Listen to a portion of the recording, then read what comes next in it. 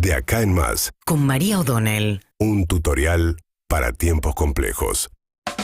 Bueno, antes que nada, la noticia del día de hoy va a ser la movilización de la CGT, que a partir de media mañana, a las 12 del mediodía es la convocatoria, se van a estar movilizando los gremios de la CTA, la CGT, los movimientos sociales y la izquierda hacia la zona 9 de julio y Corrientes. Después van a ir hacia el Congreso y la izquierda marcha hacia Plaza de Mayo. Así que va a estar toda la zona del centro tomada desde media mañana en esta manifestación tan particular, porque es una movilización de la CGT que no le hizo nunca ningún paro. Alberto Fernández viene invicto. Alberto Fernández en ese sentido preserva el apoyo de la CGT todavía el presidente, y hubo una discusión interna bastante fuerte acerca de si, por ejemplo, tenía que haber oradores, el tono de la discusión, si tenían que ir hacia Plaza de Mayo. Bueno, había un sector, el que encarna Pablo Moyano, buscando empujar un poco más. Finalmente se pusieron de acuerdo en algo bastante particular, que es una movilización que supuestamente va a apuntar fundamentalmente a los empresarios y los va a marcar como los culpables de la inflación, ¿no? De una remarcación de precios basada en la especulación. Lo que dijeron ayer los integrantes de la conducción de la CGT es que se ha hecho insoportable la inflación. Por supuesto, en el mes de julio fue del 7,4%. Los salarios, incluso los salarios con convenio del sector registrado, están perdiendo contra la inflación porque es imposible seguirle el ritmo. Y frente al dilema de qué hacer con esto, lo que está creciendo dentro del gobierno, falta el anuncio de Sergio Massa, el ministro de Economía, es algo que venía impulsando Cristina Kirchner, que es una suma fija, cosa que la CGT por lo general rechaza porque prefiere la reapertura de paritarias, que igual muchos de los convenios prevén que se haga reapertura de paritarias ahora a partir de agosto, porque eso va al salario, porque eso pasa por la discusión de los sindicatos y además porque tiene mayor progresividad. Cuando vos das un aumento de suma fija, es un aumento que evidentemente representa en el bolsillo mucho más para los que menos ganan que para los que más ganan. En ese esquema, justamente como los más golpeados son los más pobres, bueno, es lo que está intentando empujar un sector de gobierno. Es decir, bueno, por decreto o en un acuerdo con los empresarios, busquemos una suma fija. Eso es probablemente lo que va a terminar saliendo en un equilibrio muy delicado, porque en un contexto de muchísima inflación, lo que puede ser inflacionario, si vos subís salarios, también suben los costos y eso puede seguir movilizándote hacia arriba y que vos no cumplas tu objetivo, que es mejorar el poder adquisitivo, porque se te sigue disparando de la inflación. Es delicado, es complicado, pero es muy legítima la demanda en un contexto como este, con los salarios tan golpeados hace tantos años, decir, bueno, busquemos un mecanismo que haga que mientras tanto, sobre todo los salarios, los más pobres, no pierdan contra la inflación o no pierdan tanto. Eso por un lado. Y por otro lado, además, porque se viene la quita de subsidios.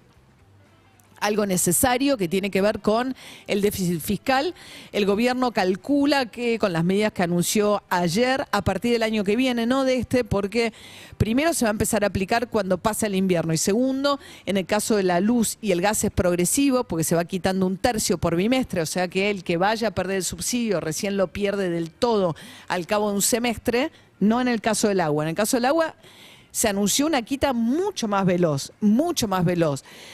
Y ahí hay un problema, porque gran parte de la capital, esto esperen, porque voy a hacer esta aclaración, porque fue muy confuso el anuncio de ayer, muy confuso, y hay muchos de nuestros oyentes que están muy confundidos, que nos han llamado para preguntarnos cómo hago con el agua, cómo hago para pedir subsidio al agua. Bueno, eso no se puede hacer. El registro que sigue abierto, o sea, los que todavía no se inscribieron, que crean que cumplen con los parámetros para ser subsidiados, pueden todavía, aunque vencieron los plazos originales, entrar a la página de subsidios del gobierno nacional y pedirlos. En el caso del agua, el anuncio de ayer fue de AISA, es decir, una empresa que presta servicio en Capital y Gran Buenos Aires, no en el resto del país. Y en el caso de AISA, el formulario no tiene nada que ver. Es una decisión unilateral de AISA en función de geolocalización. A los barrios de mayor poder adquisitivo le van a quitar, es por ubicación geográfica. Hay un problema ahí que hay que ver qué pasa con los consorcios. Se va a sentir además en una suba probablemente de expensas, porque a los consorcios que le quiten el subsidio del agua, que venga vía expensas, se va a ver por ese lado. Ayer Malena Galmarini mostró, la esposa de Massa, que conduce AISA, algunos de los barrios más caros de la ciudad de Buenos Aires, uno de los edificios más caros, el Cábana y otro que es un chateau en Avenida Libertador, que son como de $5.000 el metro cuadrado, mostrando tarifas de agua realmente escandalosamente bajas. Y lo comparó, por ejemplo, con una casa en San Isidro. Bueno, lo mismo podría decir de lo que se paga en Nordelta, pero el problema fundamental es que no hay medidores. Entonces, por un lado, es muy lógico que vos le cortes subsidio a esos barrios de altísimo poder adquisitivo, pero si vos lo que estás buscando, que es lo que anunciaron ayer, es que simultáneamente haya un uso más racional de estos bienes, lo que tenés que alentar es el uso de medidores. Bueno, en la Ciudad de Buenos Aires y Gran Buenos Aires, AISA provee muy pocos medidores. Entonces lo va a hacer por geolocalización y a partir del mes de noviembre directamente va a la quita total de subsidios en materia de agua. Lo que es bastante a mí, los que nos escuchan ya saben, me parece muy irracional el uso que ha hecho sobre todo el kirchnerismo y el error gravísimo que cometió Alberto Fernández cuando asume el gobierno y Macri había hecho el ajuste, que le había hecho en forma brutal la quita de subsidios que había heredado el kirchnerismo, y en lugar de sostener e ir aumentando vía inflación, lo que hizo fue congelar todo y volver a generar un problema que estaba solucionado. Podemos decir que lo solucionó Macri de una manera que estuvo mal, que fue demasiado veloz el aumento, pero digo, eso ya estaba hecho. En todo caso, podría ser ampliado los criterios de a quién subsidiar o lo que fuere. Pero bueno, Alberto Fernández volvió a generar el problema de tener un peso enorme de los subsidios en el déficit. Ahora tiene que desandar ese camino en un contexto de mucha inflación y de pérdida por adquisitivo, con lo cual esto además va a ser inflacionario, pero no les queda otra que hacerlo a esta altura del partido. Y lo que fue bastante confusa la conferencia de prensa, es un tema técnico, pero también todavía tenían temas no resueltos respecto de, por ejemplo, la Patagonia va a tener un trato distinto, hay demandas con respecto al gas por la calefacción, hay demandas de las provincias del norte que dicen que utilizan más electricidad para decir, bueno, que les den un régimen distinto a las provincias del norte. Pero en ese contexto, Jorge Rial dijo, que es un periodista, conductor bastante afín al gobierno, que había recibido un sobre que le indicaba quiénes eran los que recibían subsidios. Entonces Carlos Tevez, cayeron algunos empresarios a la volteada, Carlos Tevez, que está identificado más con el macrismo, como que primero que es información privada que alguien pasó, si es que es cierto, cuánto el consumo eléctrico le subsidian a Carlos Tevez. ¿Qué les reprochan?